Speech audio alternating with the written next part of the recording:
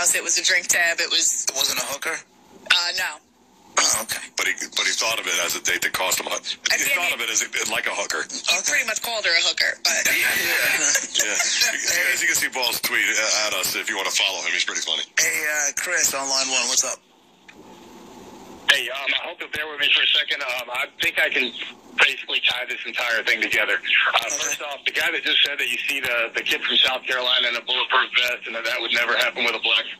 If you remember back around 2001 when you had the D.C. snipers, John Muhammad and Lee Malvo, they were both, touted around in bulletproof vests. Anytime you have a high-profile killer, they're always carried in bulletproof vests. The police can say they did everything, in the event of someone attacking them in public.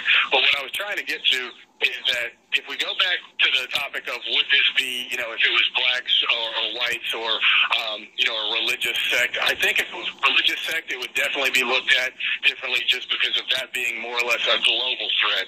But in all honesty, if this was black, I don't think it would be handled any differently, and here's the reason why. If you look at the Occupy Wall Street protests versus the Bundy Ranch protests, you'll see one specific variance between the two, and it's not color. It's the fact that the Occupy Wall Street protests were unarmed. It was literally a place where the government and the federal authorities could impose their will against an unarmed populace that could not fight back. Whereas when you went and looked at the Bundy Ranch standoff 2 years ago, you were met with the exact same armed resistance. And bottom line is that federal agents are still humans. They want to go home. So there will always be leniency when you're staring down the same barrel of the same gun that you're holding. That's why they say an armed society is a polite society. The reason why those guys in Oregon are armed is because they know that the people that are coming to get them will be armed. And they want to say, look, if you're going to come get us, you're going to come get us, but we're going to be able to resist you in the same manner that you're going to be attacking. That's the entire purpose of the Second Amendment. And that's the reason why this Executive Gun Control Act is being veiled is to protect children. That's not the case at all. The reason for this is purely to disarm the populace so that the government can impose their will without any resistance whatsoever.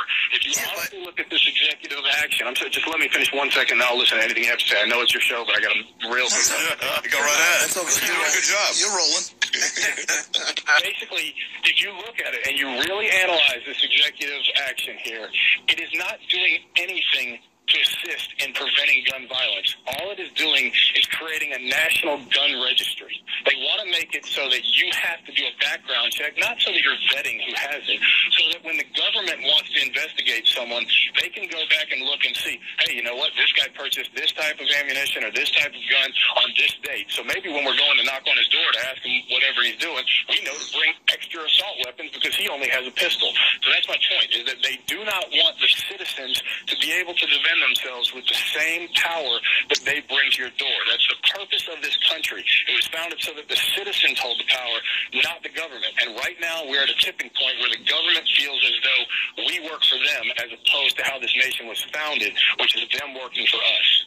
Dude, you're smart. You are very well spoken. What are you doing listening to us? Well, he's clearing everything up. Yeah.